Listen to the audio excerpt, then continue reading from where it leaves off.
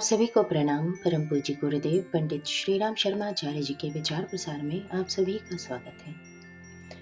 धर्म तंत्र से लोक शिक्षण इस श्रृंखला में आज के लेख का शीर्षक है पीड़ितों की सेवा से मिलते हैं भगवान। मार्टिन आब्देज कमाल का मोची था, परंतु पत्नी की मौत के बाद वो इस संसार में अकेला हो गया था। पत्नी के बिछोह से वो उदास, निराश एवं हताश था। अब वह अपना जूता सिलने का कार्य बड़े अनमने ढंग से करता और किसी तरह जीवन यापन करता। उसके बूढ़े हाथ उसके कार्य में साथ नहीं दे पाते थे। वो शरीर से और मन से थक गया था, पर उसके अंतर मन में कहीं कोई था जो उसे इस अवसाद से सचेत एवं सतर्क करता था। एक दिन मार्टिन ने एक दिव्य सपना देखा। सपने में उसने प्रभु ईसा को देखा। उनकी आंखों से करुणा द्रवित होकर झर रही थी और शरीर से रक्त की बूंदें टपक रही थीं। उनके चेहरे के चारों ओर पवित्र एवं ज्योतिर्मय आभा मंडल चमक रहा था। उसी प्रकाश से प्रकाशित मार्टिन रोमांचित हो रहा था। उसने ऐसा पावन अनुभव कभी किया ही नहीं था। प्रथम बार वो इस दिव्यता को अनुभव कर रहा था। उसका रोम रोम पुलकित हो प्रभु के प्रेम में विवल हुआ जा रहा था। दिव्य प्रकाश के बीच प्रभु ईसा के अधरों से अमृत वाणी निसृत होने लगी। प्रभु ने कहा, मार्टिन मेरे पुत्र, जीवन बड़ा ही अमूल्य एवं अनमोल है। यह देह प्रभु का उपहार है। दैवीय वरदान के कारण मानव जीवन प्राप्त होता है। इस जीवन का सबसे बड़ा उद्देश्य है स्वयं का परिष्कार एवं पीड़ित मानवता की सेवा। पुत्र, इतना उदास एवं निराश होने की आवश्यकता नहीं है। अपने कर्तव्य को सेवा मानकर करो। जो भी दीन दुखी सामने आए उनकी सेवा करो।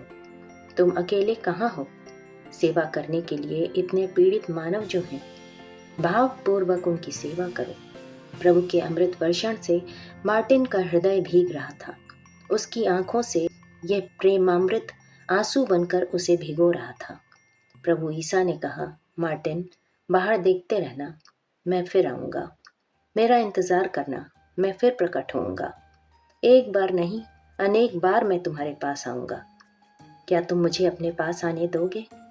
क्या तुम मेरे आगमन की प्रतीक्षा करोगे? मैं तो आऊंगा, पर तुम क्या पहचान सकोगे?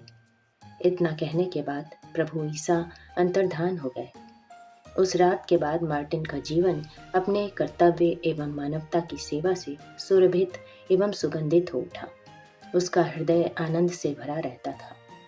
मार्टिन एक कस्बे में रहता था। उसके पास एक छोटा सा तहखाना था। उसकी एक खिड़की सड़क की ओर खुलती थी। उसमें से वो उन लोगों के पांव को देख पाता था जो उधर से गुजरते थे। बहुत से लोगों को वह उनके जूतों से पहचान जाता, क्योंकि उसने कभी उनकी मरम्मत की थी। काम उसके पास अच्छा रहता था, क्योंकि वह कारीगरी में कुशल था।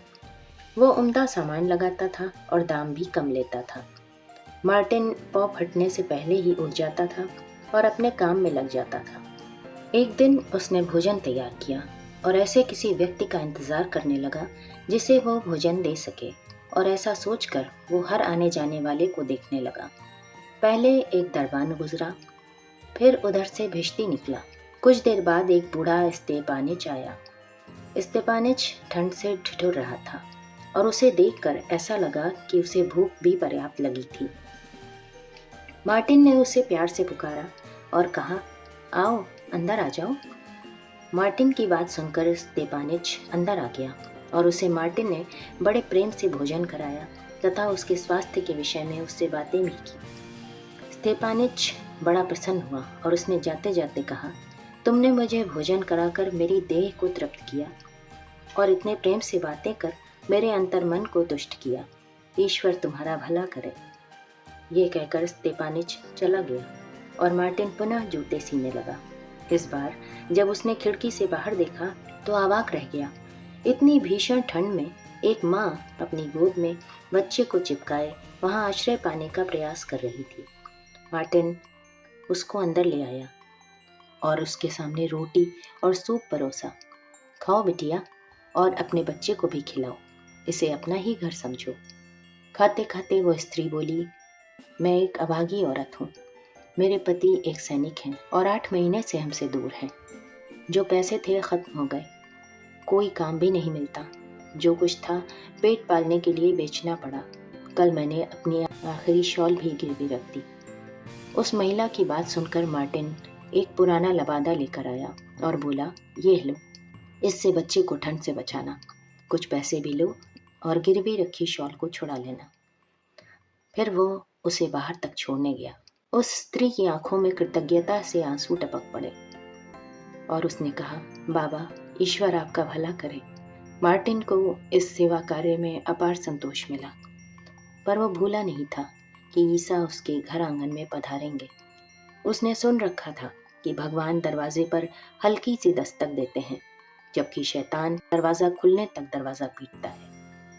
ईसा आकर चले न जाएं, इसलिए जब भी खिड़की पर कोई परछाई पड़ती, वह उठकर देखता कि कौन गुजर रहा है।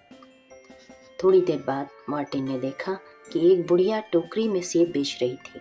जैसे ही उसने अपनी टोकरी एक जगह रखी, फटी पुरानी टोपी पहने एक लड़का सरपट दौड़ता आया और सेब उठाकर भागने लगा, लेकिन बुढ़िया ने लड़के के बालों को पकड़ लिया।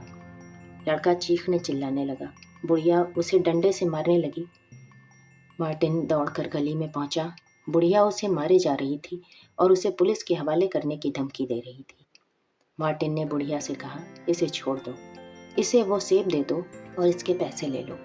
लड़का भूखा था, उसने सेब लिया और खा लिया। बुढ़िया ने कहा, इस लड़के को कोड़े लगाने चाहिए। मार्टिन ने कहा, अगर एक सेब चुराने के लिए कोड़े लगाने चाहिए तो हमें अपने गंभीर गुनाहों एवं अपराधों के लिए कैसी सज़ा मिलनी चाहिए। प्रभु ईसा हमें क्षमा करना सिखाते हैं। क्षमा उदार हृदय का परिचय है। बुढ़िया ने यह सुना तो वो वहाँ से चली गई। मार्टिन रात में सोचने लगा कि ईसा उससे मिलने क्यों नहीं आए, कि तभी एक ज्योति पुरुष के रूप में ईसा उसके सम्मुख प्रकट हुए और उससे बोले, पुत्र मार्टिन, मैं आज कई बार तुम्हारे पास आया। पहले स्तेफानिस के रूप में आया, जिसे तुमने भोजन कराया। फिर मैं उस महिला एवं बच्चे के रूप में प्रकट हुआ और तुम्हारे पास आया। भले ही तुमने मुझे पहचाना नहीं, परंतु तुमने मेरा वैसे ही ध्यान रखा जैसा तुम मुझे पहचानने पर रखते।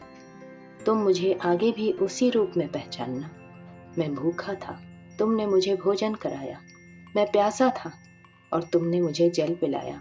मैं परदेसी था और तुमने मुझे अपनाया। इतना कहकर ईसा अदृश्य हो गए। मार्टिन समझ गया कि भगवान सचमुच अनेक रूपों में आते हैं और हर रूप में उनका स्वागत करना चाहिए, जो स्वयं उसने किया। इसी के साथ ये लेख यहीं समाप्त होता है।